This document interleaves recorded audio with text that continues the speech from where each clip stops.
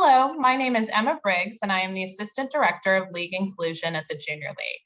Today, we launched the AJLI Diversity, Equity, Inclusion, and Belonging Plan, which outlines our long-term strategic direction for embedding diversity, equity, inclusion, and belonging across the association. I sat down with our CEO, Patsy Doerr, to talk more about what this means for the Junior League and how we will continue to move forward. Patsy, thank you for joining me. To begin, we recently decided on a strategic direction for the entire organization. Can you tell me more about that? Sure, and happy to be here. Thank you so much. Absolutely. So I came on board about 7.5 months ago as a Chief Executive Officer with a background in diversity, equity, and inclusion, as many of you may know, having led and built global functions in 2 large organizations prior. And the reason for this is that a couple things. First of all, we are, as an organization, building out our brand, our content, and our experience, right? So we're really looking at what do we stand for? What's our vision? What's our mission? All of these aspects are evolving as we speak because we really want to remain relevant and to increase membership attraction and retention. And so that's a primary goal of ours. In order to do that, we need to be conscious of the changing demographics of our society so that we can remain relevant. And a big piece of that is diversity, equity, inclusion, and belonging. We know that in today's society, in the United States in particular, but certainly globally as well, that this is a focus area for most, if not all, organizations, again, to reflect society, but also to ensure that we build out a culture that increases engagement, productivity, innovation, and ultimately the bottom line in any organization, profit or nonprofit, if you will. And so that is really a primary driver for us.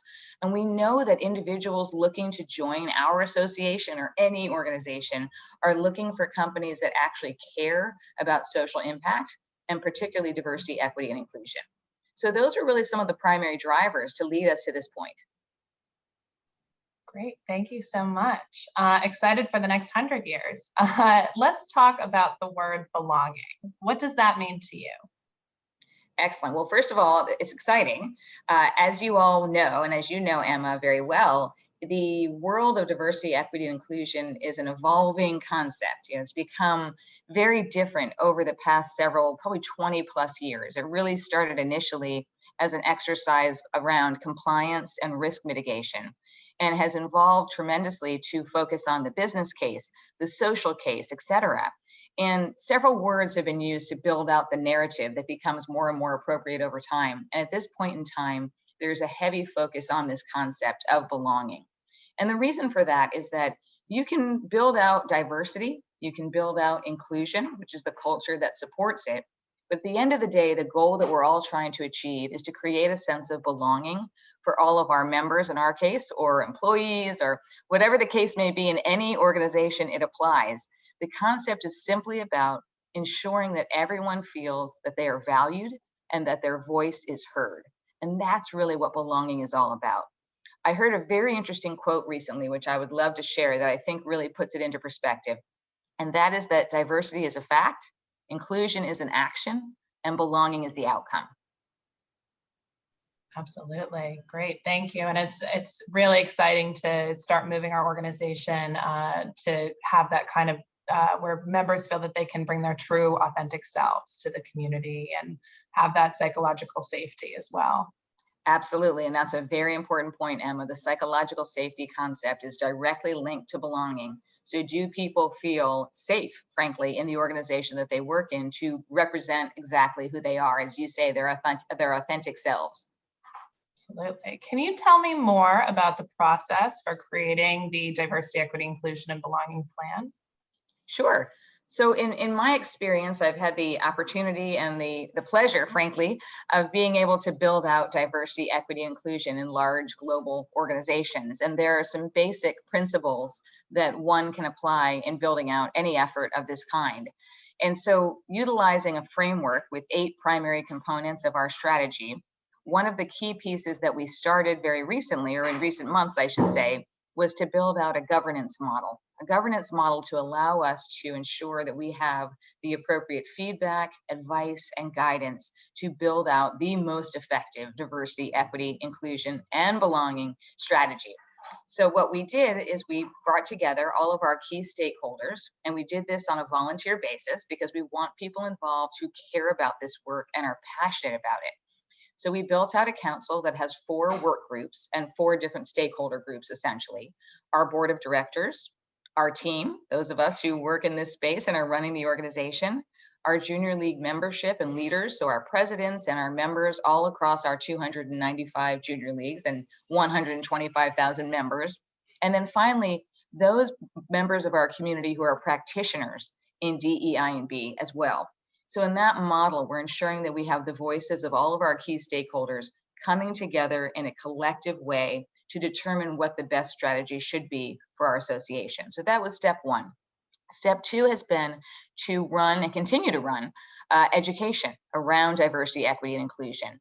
The organization has had for a couple years different opportunities to learn about racial equity, for example. And in addition, we're also focusing on courageous conversations. What does that mean? What are the tools and resources to have productive conversations around what is considered, and it certainly is, a very complicated and also often emotive topic. So you want to make sure that you have those tools and resources to keep the conversation positive, to keep it productive, and to ensure that you're headed in the same direction. And then the third piece is really, at this point in time, putting together the strategy, right? And so what are those components? And they are primarily around leadership, making sure that leadership, myself, our board, that we are focused on this topic, that we're walking the talk, not just talking the talk, ensuring that we have a governance model in place, as I've just mentioned a moment ago, the appropriate education and tools and resources to support people in building out an inclusive environment across the entire association, ensuring that we're focusing on the culture as well as diversity. So again, you can bring in as many diverse people as you like, but if the culture doesn't support it, it's not going to work. And we need to be conscious of that. We also want to make sure that we have the appropriate accountability and metrics are in place. We know that what gets measured gets done. And so we want to be very clear on that. And that means both at the organization-wide perspective in terms of the data and the analytics, but also on an individual basis. So how do we hold people accountable for their behaviors and the impact of their behaviors on other individuals to ensure that we are creating this sense of belonging that we spoke about a few moments ago? So those are some of the primary components. 1, the governance piece. 2, education on a continuous basis. 3, building out our strategic framework around that and ensuring that we have the appropriate accountability and metrics in place to ensure success. Absolutely. Yeah, and I think we hear a lot about accountability and alignment throughout the process, especially in an association with kind of as many key stakeholders as ours. And I feel like one important piece of feedback from the work groups that came out of their monthly meetings was that accountability and alignment need to be both key components of the strategic plan, but also weaved into each specific tactical plan as well. Absolutely. I think that's an excellent point. It's very true. The alignment piece, for one, the way to be effective with diversity, equity, and inclusion, and frankly, any sort of strategic cultural change initiative, is to ensure that you do have alignment, that there's a common goal, and that all of the stakeholders, and in our case, as you mentioned, we have a complicated base of stakeholders from all different constituents.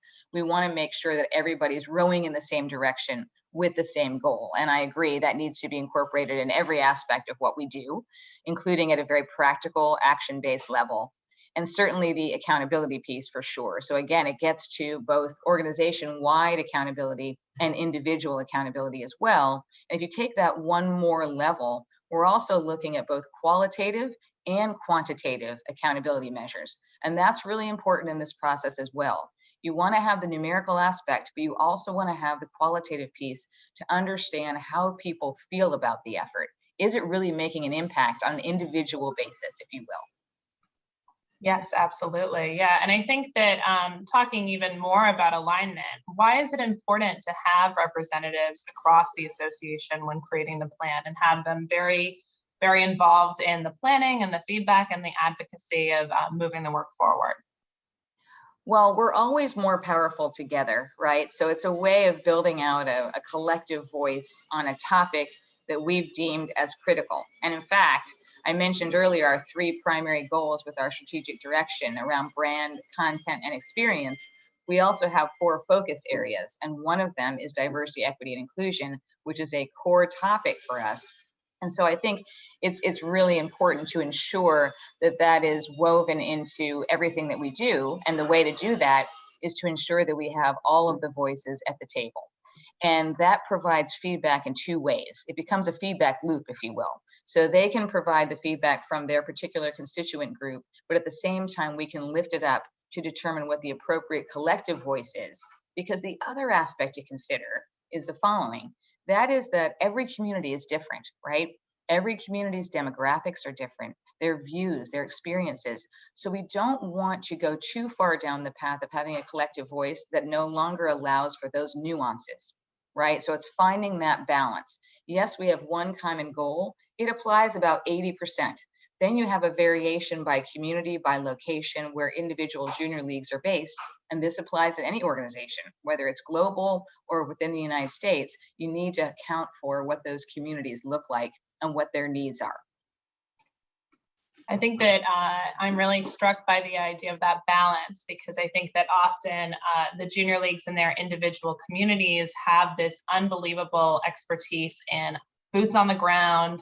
They know their community partners, they know exactly what issues are affecting their communities, but at the same time, we have a unique opportunity with our affiliation culture and the way that the junior league is set up to come together and actually utilize those local experiences and those on the ground experiences to kind of create that collective voice. So it's often, I think that we have a really unique voice there. I think that's right. Absolutely.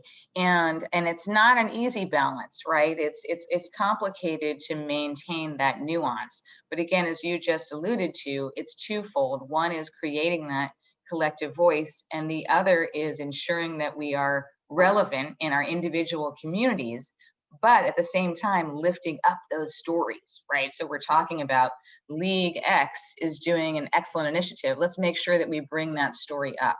And so that we're allowing ourselves to share best practices and then replicate as necessary in other parts of the association, as well as then determine a collective voice that is meaningful to all.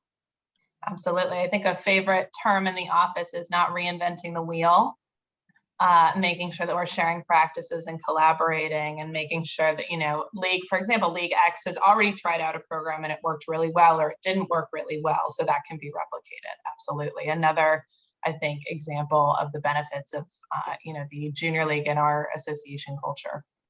Absolutely. And a key way to do that gets back to the governance structure, the governance of DE&I, that is, in the sense that that gives us a platform and a forum to ensure that those best practices are shared. Absolutely. And as a final question, one of the key components is the role of leadership. So can you tell me more about what it means to be a leader in diversity, equity, inclusion, and belonging? Sure. It's one of the key components, if not the key component, to ensure that you do have leadership on board. And I'm delighted to say that, as mentioned earlier, myself and the board of directors and our team are very focused on this topic. And I firmly believe that we need to walk the talk, as they say. And that's really what it's all about. It starts with an understanding, right? Why should we and why do we care about this topic? What is the business case? What is the social case, right? So as a leader, you need to be able to understand that, appreciate that, and articulate it as well. At the same time, as an individual leader, you also need to ensure that the behaviors that you're applying in your everyday interactions actually allow for inclusion and enable people to feel this sense of belonging and getting back to psychological safety. And most people, as we all know, are not malintended, right? Most people don't realize the impact of small behaviors and how large they can be on individuals, particularly of diverse backgrounds. They're called micro inequities, if you will. And that's a huge part of being a leader, is making sure that you are conscious of the impact of your behaviors, ensuring that in every interaction, you're allowing for everyone to share their voice and for it to be heard. Right? That's the key component. You can listen, but if you don't hear, it's not going to make a difference.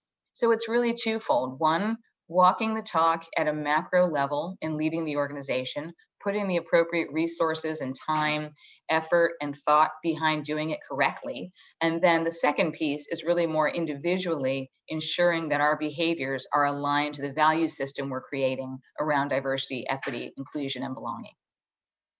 Absolutely. Well, I'm sure I can speak for the entire team that we are excited for the future and excited for what's to come next under your leadership.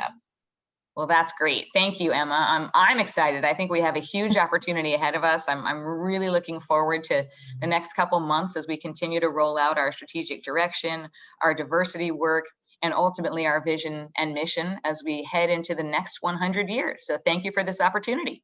Yes, absolutely. Thank you for joining me. Absolutely. Anytime.